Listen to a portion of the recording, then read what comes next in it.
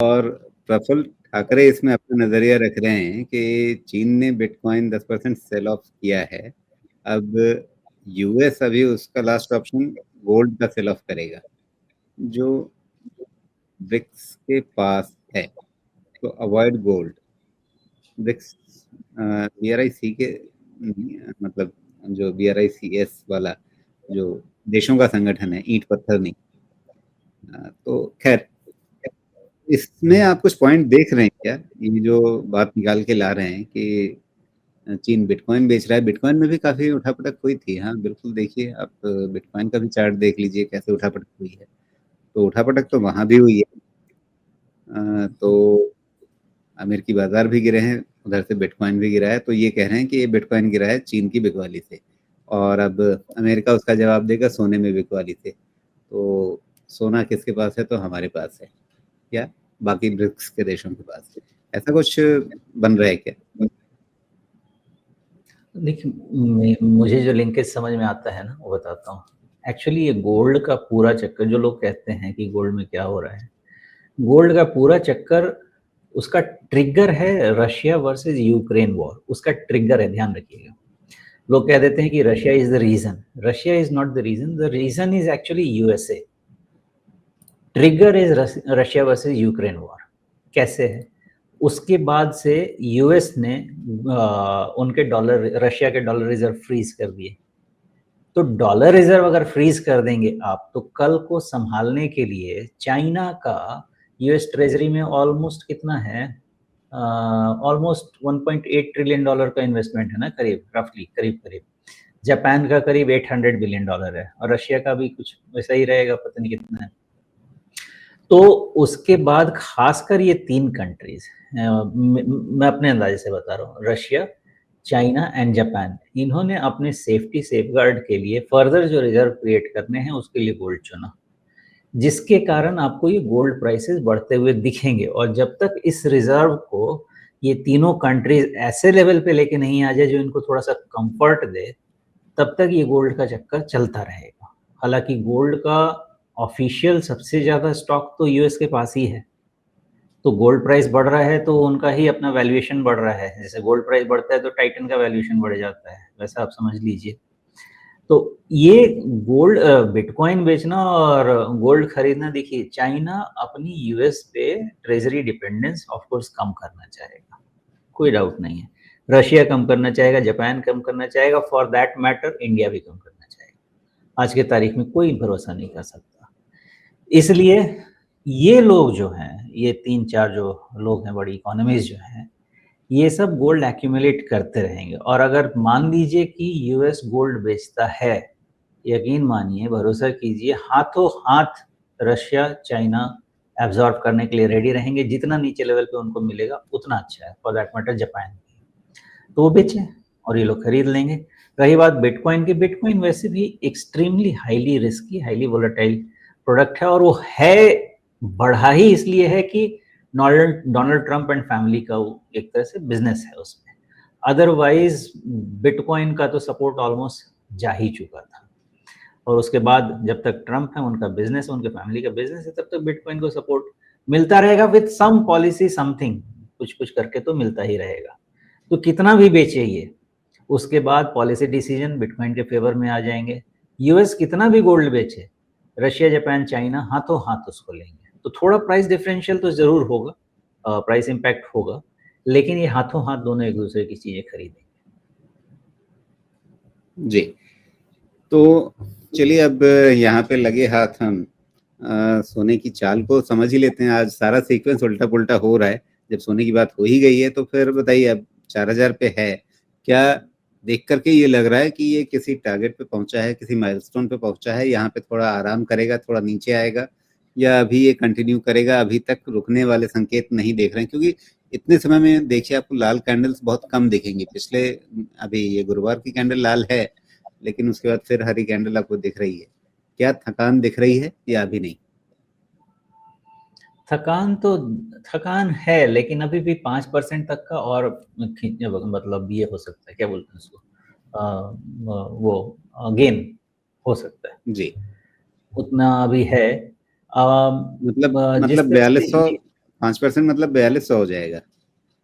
हाँ, उतने तक का खिंचाव हो सकता है। मेरा अंदाज़ा ऐसा है ना कि एक साइकोलॉजिकल 3950 के नीचे इसका क्लोज़ है। कितना है अभी? आपको क्लोज़ दिख रहा है? 4016 दिख रहा है, 4016 मुझे 17। लगता है जो यहाँ पे मुझे दिख रहा है वो साइकोलॉजिकल 3950 के नीचे का क्लोज़ चाहिए, तो थोड़ा करेक्शन, थोड़ा मतलब $100 का और करेक्शन उसके बाद पॉसिबल है। उससे जी, ज़्यादा अभी तक गोल्ड नहीं दिखता करेक्ट करने के मूड में, उसके बाद उसका असेसमेंट करना होगा। तो आप समझिए नीचे 3850, बिलो 3950 एंड ऊपर में 4200 के आसपास तक। इतना पॉसिबिलिटी है, बट बहुत रिस्क ज़ोन में है। जितना अभी गोल्ड के लिए लोग पगलाए हुए हैं, ध्यान रखिएगा, हर हर एसेट क्लास में, चाहे वो कितना भी सेफ हो, एक रिस्क एंगल होता ही है, इंक्लूडिंग फिक्स्ड इनकम।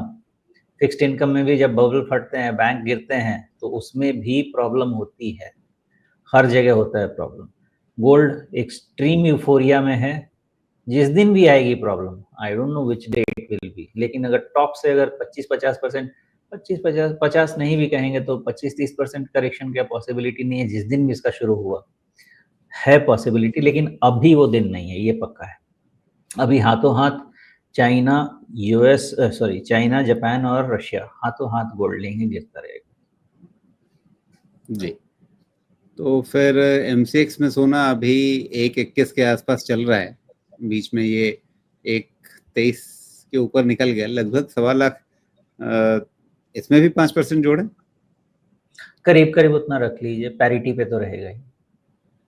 तो मतलब ये है कि 5% जोड़ेंगे तो आप 6000 के आसपास इसमें जोड़ दीजिए। तो अ, अब वो 6000 हम अभी जो 123 पे पहुंचा वहां से जोड़ें, या अभी 121 पे है वहां से जोड़ें? एक मिनट, नहीं, करंट क्लोज कितना है? 121। एक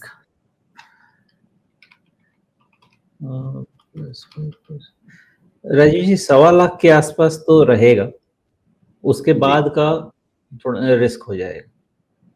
1.25 लाख तो पहुंच ही गया था, 123 के ऊपर निकल गया था वो, लगभग 1.25 लाख है ही। खैर, लेकिन 125 आप कह रहे हैं कि वहां तक जाएगा, उसके आगे फिर रिस्क शुरू हो जाएगा, जोखिम शुरू हो जाएगा, लेकिन जोखिम पहले से ही बहुत ज्यादा है इसके अंदर।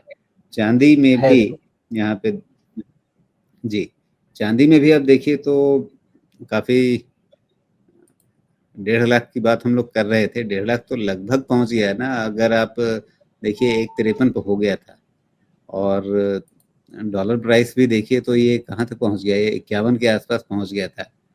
तो आपको जितने भी हमें टारगेट दिखते थे कि अच्छा 3 महीने में आएगा या 6 महीने में आएगा, यहाँ 3 हफ्ते के अंदर आकर के सब निपटा लिया इसने। बात तो आपकी सही है, और मुझे लगता तो ये था कि चांदी ऑल टाइम हाई तो हो ही गया है ऑलमोस्ट, मान के चलिए चांदी का। देखिए ऐसा है कि एक समय के बाद ना, अगर कोई चीज़ अनअफोर्डेबल हो जाए तो उसके जस्ट बाद वाला उसके रिप्लेसमेंट बनता जाता है। तो इंडस्ट्रियल कमोडिटी तो है ही चांदी, इसमें तो कोई डाउट नहीं है। उसके अलावा भी अगर सोना पहुँच से बाहर जा रहा है तो फिर नेक्स्ट इन लाइन चांदी ही हो, बिकॉज़ प्लैटिनम का तो मुझे नहीं लगता कि कुछ ख़ास हो सकता है। और जहाँ तक डायमंड हीरा की बात है, तो लैब ग्रोन डायमंड आने आने के बाद तो मुझे लगता है वो काइंड ऑफ कमोडिटी ही हो जाएगा सीधा। तो आपके पास बचता क्या है सोना के बाद? सोना के बाद चांदी बचती है। तो मुझे लगता है कि इसमें इस कारण से हो सकता है कि एक समय ये जब गोल्ड थक जाए, तो थोड़ा बहुत इसमें और अपसाइड है। लेकिन अब देखते हैं कितना और इसको बीट कर सकता है, क्योंकि एक तरह से जो लोग जो एक्चुअली कमोडिटी बहुत क्लोज़ली फ़ॉलो करते हैं, वो कह रहे हैं कि in terms of ratios gold ज़्यादा भाग गया है, और उसको, उस रेशियो को वापस रीइंस्टेट करने के लिए कह रहे हैं चांदी के ऊपर जाना पड़ेगा। लेकिन उसमें एक पॉइंट मेरा ये है कि अगर गोल्ड ही नीचे आ गया तो फिर तो वो भी रेशियो तो रेशियो है, उसमें न्यूमरेटर नीचे आए या डिनोमिनेटर ऊपर जाए, मामला तो एक ही चीज़ है। तो दोनों में से कुछ भी हो सकता है। तो ऐसा लेके नहीं चलना चाहिए रेशियो ट्रेड में, कह के कि गोल्ड इतना चल गया है तो चांदी चलनी चाहिए। गोल्ड गिर गया तो, लेकिन अभी कोई ऐसा माहौल नहीं है गोल्ड गिरने का। दोनों रिस्क ज़ोन में हैं, जितने रिस्क ज़ोन में सोना है, उतने ही रिस्क ज़ोन में चाँदी है। ऐसा कोई ख़ास फ़र्क तो नहीं दिख रहा, दोनों के दोनों रिस्क ज़ोन। जी।